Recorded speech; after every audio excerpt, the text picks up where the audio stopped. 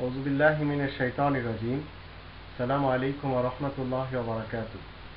এই কোরআন, এই গ্রন্থ থেকে অন্য কোনো গ্রন্থের দিকে যেতে নিষেধ করে। ঠিক এইভাবে এই কোরআন সবচেয়ে বেশি প্রাধান্য দিতে বলে আল্লাহ তাআলাকে, কোরআনকে, নবী রাসূলদেরকে, কাবাকে। এমনকি যদি বাবা মা ভাই বোন আত্মীয় স্বজন কোরআনের বিপরীত থাকে তাদেরকে প্রাধান্য দিতে নিষেধ করে। আর এই কথাগুলি কোরআন ৯ নম্বর সূরা আত-তাওবার ২৩ এবং ২৪ আয়াতে এভাবে বলেছে, ইয়া আইয়ুহাল্লাযীনা আমানু লা তাত্তাখিযু আবাআকুম ওয়া ইখওয়ানাকুম আউলিয়া ইন ইসতাহাব্বুল কুফরা আলাল ঈমান ওয়া মান ইয়াতাওয়াল্লাহুম মিনকুম ফাউলাইকা হুমুজ জালিমুন। কুল ইন কানা আবাউকুম ওয়া আবনাউকুম ওয়া ইখওয়ানুকুম ওয়া আযওয়াজুকুম ওয়া আশীরাতুকুম ওয়া আমওয়ালুন ইকতারাফতুমুহা ওয়া তিজারাতুন তাখশাউনা কাসাদাহা ওয়া মাসাকিনু তারদাউনাহা আহাব্বা ইলাইকুম মিনাল্লাহি ওয়া রাসূলিহি ওয়া জিহাদিন ফি সাবিলিহি ফাতারাব্বাসু হাত্তা ইয়াতিয়াল্লাহু বিআমরিহি ওয়াল্লাহু লা ইয়াহদিল কওমাল ফাসিকিন।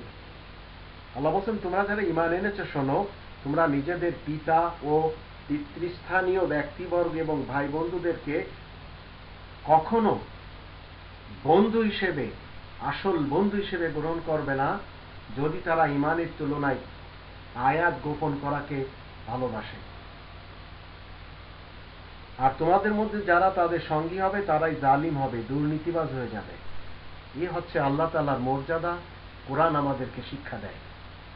তুমি বলে দাও, তোমাদের পিতৃস্থানীয় ব্যক্তিগণ, তোমাদের ভাইগণ, তোমাদের স্ত্রীগণ, তোমাদের পরিবার পরিজন ও বিষয় সম্পদ যা তোমরা কামাই করেছ, আর যে ব্যবসায়ে অচল অবস্থা দেখা দেওয়ার মতো আশঙ্কা রয়েছে, আর যে সব ঘর বাড়ি তোমরা খুব পছন্দ করে থাকো, এসব যদি আল্লাহ ও তার রাসূল আর তার রাহে এই কোরআনের জন্য সাধনা করার তুলনায় বেশি প্রিয় হয় তোমাদের কাছে, তাহলে অপেক্ষা করো যতক্ষণ আল্লাহ তার হুকুম না পাঠান। আসলে আল্লাহ অবাধ্য কওমকে সরল সত্য সনাতন পথের অনুগামী করেন না কখনো। তো এই সব কাজগুলির মোকাবেলায় মুসলিমিনরা সবসময় আল্লাহ তাআলাকে প্রাধান্য দেয়, কোরআন এবং কাবাকে প্রাধান্য দেয়, নবী রাসূল এবং ইসলামকে প্রাধান্য দেয়। তাই এইভাবে আল্লাহ তাআলা বিস্তারিতভাবে বুঝিয়ে বলছেন যে তোমরা কখনো ওই সব লোকদেরকে পছন্দ করবে না, বন্ধুত্ব করবে না, যারা ঈমানের তুলনায়, কোরআনের নিয়ম নীতির তুলনায় মানব রচিত নিয়ম নীতিকে প্রাধান্য দিবে। তারা কোরআনের তুলনায় আল্লাহ তাআলাকে প্রাধান্য না দিয়ে অন্য কাউকে প্রাধান্য দিবে। এমনকি তারা কুফরির দ্বন্দ্বে যদি ফেঁসে থাকে তাদের সাথে বন্ধুত্ব করা নিষেধ। যদি কেউ করে তাহলে সে জালিম হয়ে যাবে এবং সে ফাসিক হয়ে যাবে। তো আপনি আমি মুসলিম হলে আমাদের উচিত হলো আল্লাহ তাআলাকে সর্বক্ষেত্রে প্রাধান্য দেওয়া, দ্বীন ইসলামকে প্রাধান্য দেওয়া।